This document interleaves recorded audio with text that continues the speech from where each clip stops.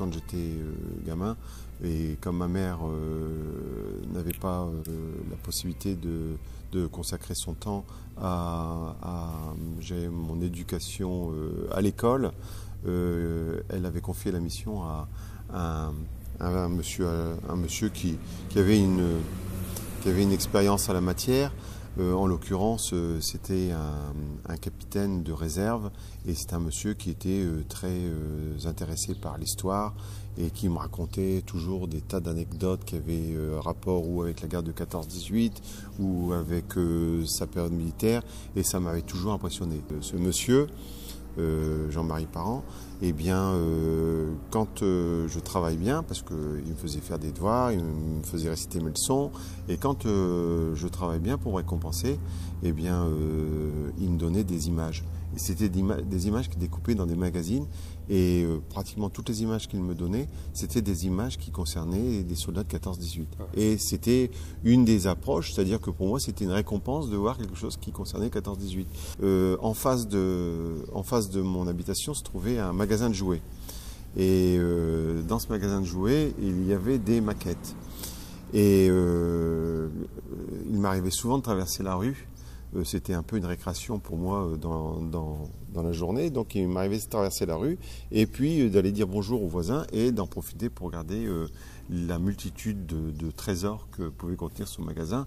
Et dans ces trésors, il y avait des maquettes. Et dans les maquettes, il y avait des avions, il y avait des bateaux et il y avait aussi des tanks. Et j'avais toujours été impressionné de voir sur une des boîtes une représentation d'un tank. Alors on voyait un char qui avançait, un char mâle, et certainement de la bataille de la Somme, et qui crachait le feu de toutes ces armes.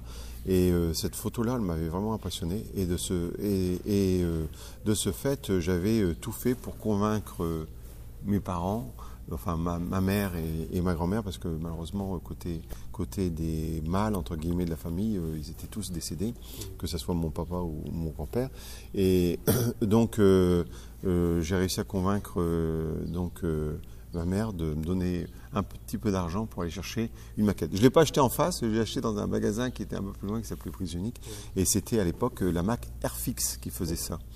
Entre l'enfance et la découverte, il y a eu l'adolescence, il y a eu certainement d'autres points d'intérêt qui se sont ajoutés à ceux que j'avais auparavant, mais j'avais toujours ma petite sensibilité sur cette période de 14-18. Et puis il y a eu notamment les rencontres avec mon cousin qui habitait à Devise, un petit village de la Somme, et avec Christophe, donc le cousin. Nous avions pris l'habitude, quand on n'avait pas grand-chose à faire, eh bien on allait explorer la campagne environnante, donc autour du village de Devise, près de Péronne.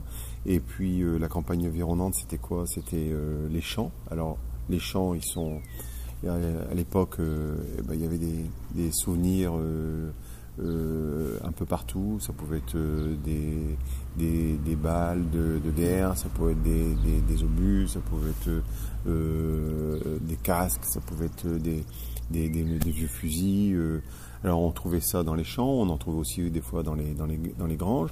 Et puis il y avait les bois, il y avait les rivières. Alors on allait même des fois patauger dans les rivières en essayant de trouver des choses qui étaient dans l'eau, et on en trouvait. Hein. Et ça a été aussi notre approche de la Première Guerre mondiale, de par les souvenirs qu'on pouvait ramasser. Après, les moyens de découverte se sont modernisés. Je dirais que de la promenade dans les champs, c'est passé à de la promenade à vélo. Donc on pouvait aller beaucoup plus loin, on pouvait découvrir beaucoup plus. On pouvait visiter des souterrains, des terrains d'aviation, des choses comme ça, des choses qui contenaient du matériel en fait.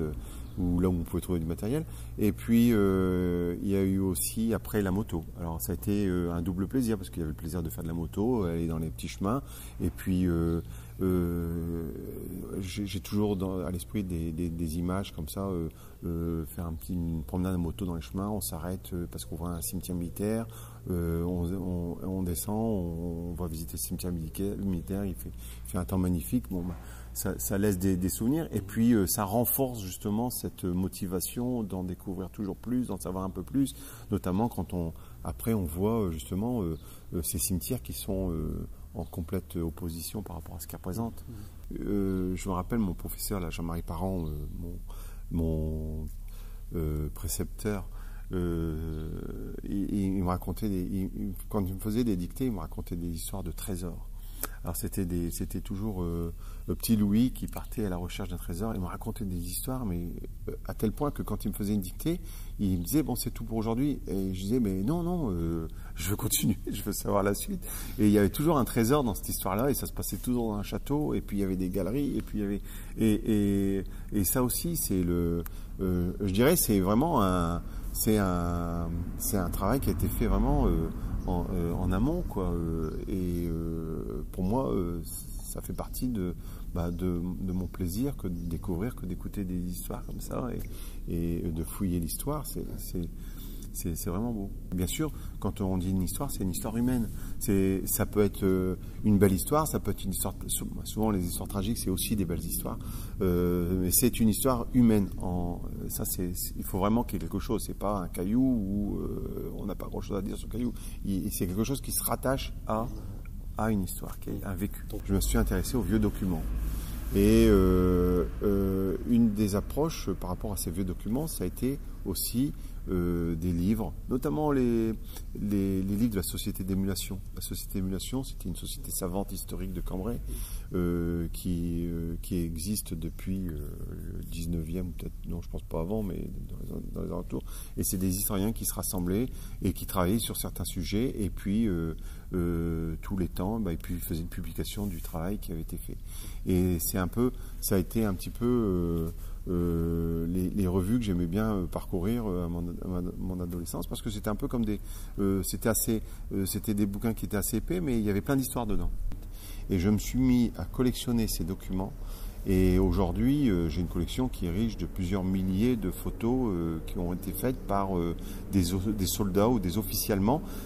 Pas des officiers français ou des soldats français, puisqu'ils n'avaient pas du tout la même façon de pratiquer. Les Allemands avaient la possibilité de faire des photos de tout et de rien. Dès qu'ils avaient l'occasion, ils allaient faire cuire le cochon, ils faisaient des photos du cochon en train de passer à la rôtissoire.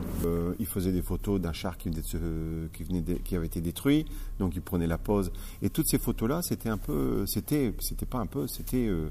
une arme, je dirais, c'était une arme, c'était aussi de la propagande, c'était aussi une façon, quand je dis une arme, c'était une arme psychologique, c'était quelque chose qui servait à établir un lien entre la ligne de front, le champ de bataille et la famille. C'était aussi pour conforter, pour donner de la motivation aux soldats sur le terrain.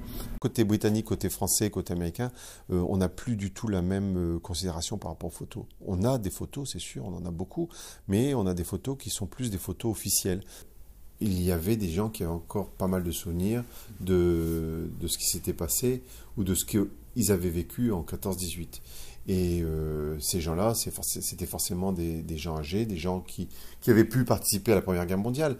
Mais le problème, c'est que les gens qui avaient participé à la Première Guerre mondiale, souvent les soldats, ceux qui pouvaient en raconter, ils n'habitaient pas ici, puisque en fait c'était des soldats britanniques ou des soldats allemands. Donc il fallait pouvoir ainsi ramasser des informations de ceux qui avaient vécu sur le territoire pendant la Première Guerre mondiale, et en l'occurrence, c'est souvent des dames, des dames âgées. C'était à l'époque forcément des dames âgées. Et donc, une des choses que je m'étais décidé à faire, c'était de pouvoir m'arrêter dans les villages et demander aux gens si ils avaient des souvenirs.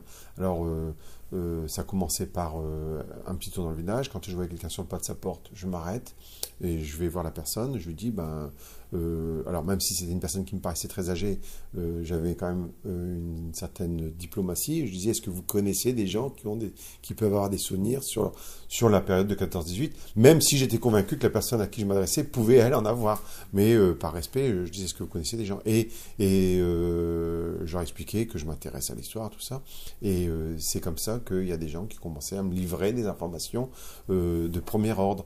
J'ai rencontré une dame, Madame Bouleux, qui m'a fait rentrer. Et Madame Bouleux, il y avait sa maman qui était à l'intérieur, qui avait à l'époque 92, 93 ans, et qui était en train de faire des mots croisés. Elle était sur son fauteuil,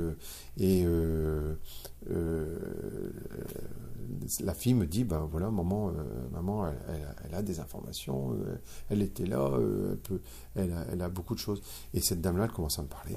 Et puis dans la conversation, elle me dit, j'ai vu un endroit où il y a des soldats qui enterraient un tank. Mais je dis, à quel endroit? Elle me dit, c'est dans le village de Flecker.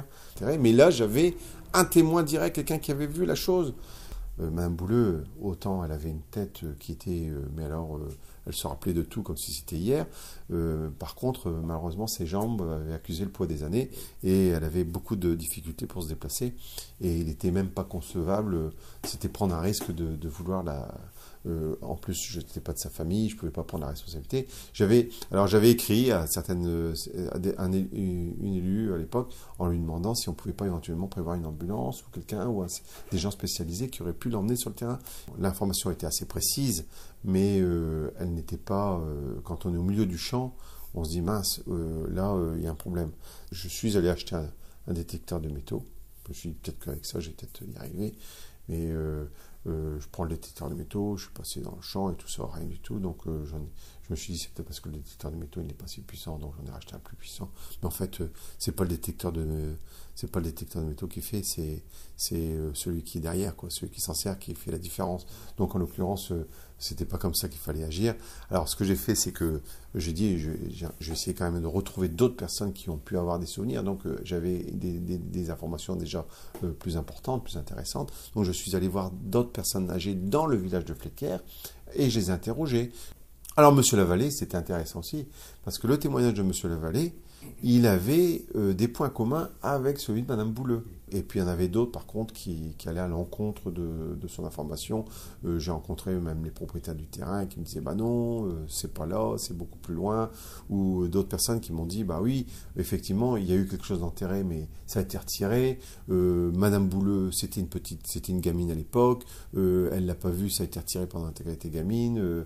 Il n'y a plus rien. Vous voyez, donc il y avait quand même des points de discordance par rapport à toutes ces informations. Alors ma conclusion, c'était que effectivement il y avait quelque chose pas loin, il pouvait y avoir quelque chose pas loin, mais qu'il fallait s'appuyer non plus sur du témoignage, mais il fallait aller suivre l'information à sa source.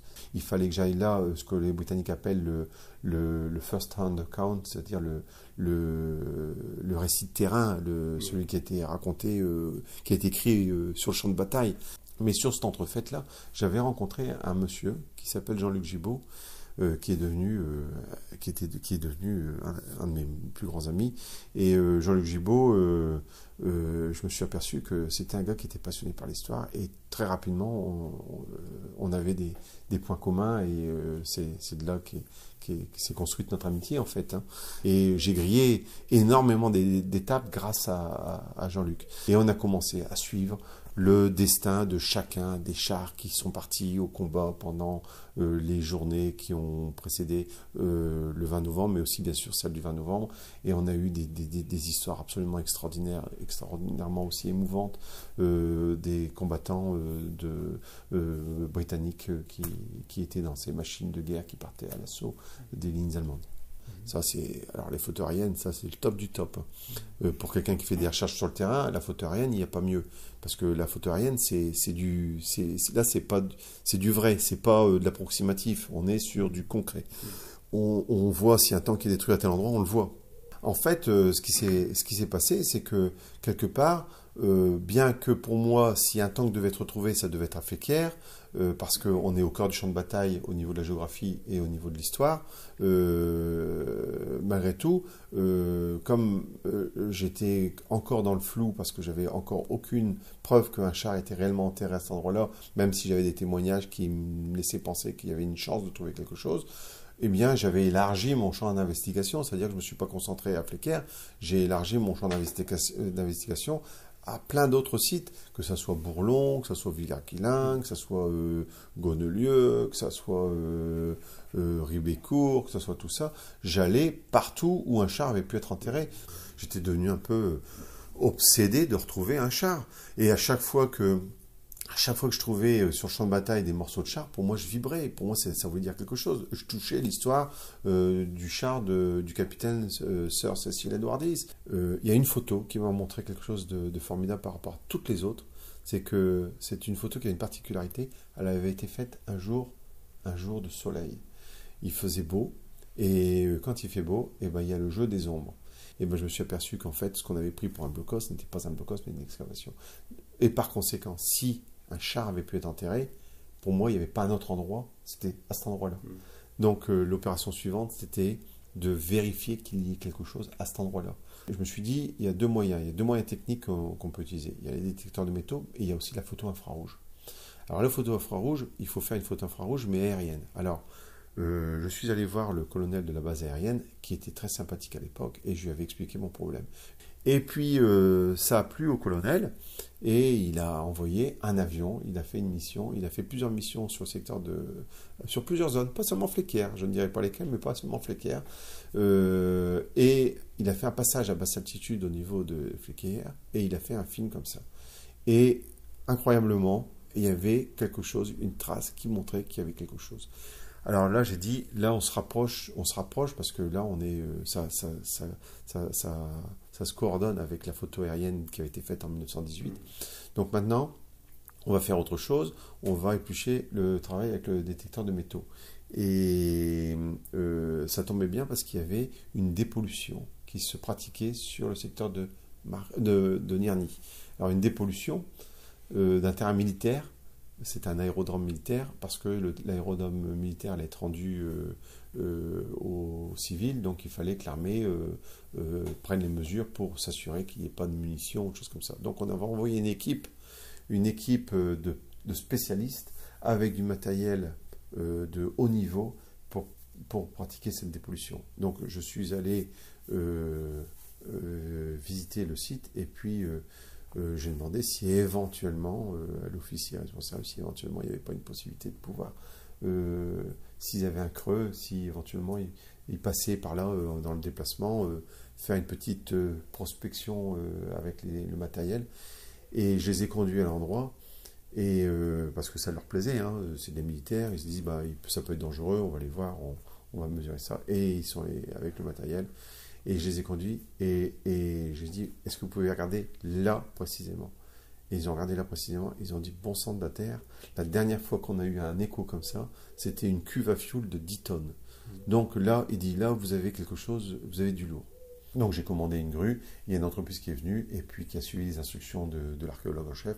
Et puis on a commencé à faire la fouille, c'était un matin de novembre 1998, exactement le 5 novembre 1998. Et après 4 heures de 3-4 heures de travaux, en fait la grue a commencé à descendre en profondeur et arrivé à 2 mètres de profondeur. Il y a eu un bruit incroyable et en fait la grue, elle avait accroché, le godet de la grue avait accroché quelque chose de métallique. Qu'est-ce qu'on a fait? On s'est précipité sur le bord du trou et qu'est-ce que je vois? Je vois cette partie rouillée. Alors, avec mes 6 années de fouille sur le terrain, j'en avais vu des morceaux de tank. Et là, quand je me suis penché, là, forcément, ce que je voyais, c'était un morceau de tank. Mais quand je dis un morceau, c'était quelque chose d'énorme, quoi. C'était un gros morceau de tank.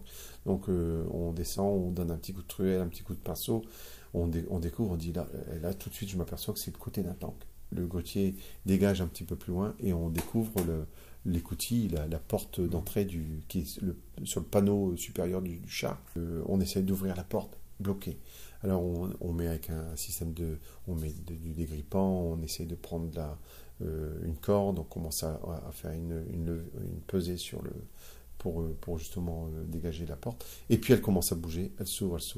Et là il y a un trou noir, un trou béant qui apparaît. En fait, c'était pas comblé, c'était comme si on ouvrait la porte d'une cave, une trappe pour aller dans une cave, et c'était un trou.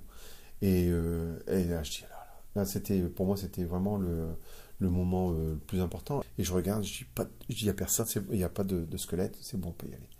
Et puis, donc, on rentre à l'intérieur du char, et puis là, bon, là forcément, c'est le jour qui donne un virage dans ma vie, quoi. C'est ça. C'est plus du tout. Il y a l'avant et l'après chez Philippe Gorzinski. Hein. Et puis c'est aussi l'aboutissement d'un rêve. Je dirais, ça faisait 6 années que je fouillais les archives, le terrain pour essayer de trouver quelque chose. Et là, j'étais dessus. Je pense que celui qui est entré dans la pyramide de Khéops, c'est la même impression, que je veux dire, c'est qu'est-ce que je vais trouver et puis ça y est, on y est, c'est là, on est arrivé, et que d'émotions, quoi, ce jour-là. Je regarde, je vois une espèce de boîte en super bêta, et cette boîte-là, en ouvrant, à l'intérieur, il y avait des pompes à graisse, il y avait des pièces de rechange. Je dis, c'est pas possible, tout est encore là, tout est encore là. Puis, une fois qu'on a organisé l'équipe d'archéologues, on est revenu un peu plus tard, quelques jours plus tard, et on a commencé à faire une fouille de grande ampleur, avec toutes les mesures adaptées. Et d'ailleurs, elle a été filmée, elle a été photographiée par Monsieur Patin, Jean-Marie Patin, qui était mandaté par l'archéologie officielle pour justement couvrir la découverte. Des tanks, on en verra. Il y en a qui vont faire des tanks en carton-pâte, des tanks en fer, des répliques. Mais il n'y en a aucun qui pourra raconter une histoire en disant ça, c'est son histoire, c'est l'histoire du tank. Ça, il n'y en a pas un qui pourra le faire. Et la plus belle des histoires, c'est celle qui... C'est pour ça que pour moi, Déborah, c'est le plus beau tank du monde. D'abord, c'est le tank le plus fameux, le plus connu au monde, mais c'est aussi celui qui a la plus belle histoire. Il y a une belle histoire, il y a une histoire humaine qui est énorme et qui mérite d'être partagée.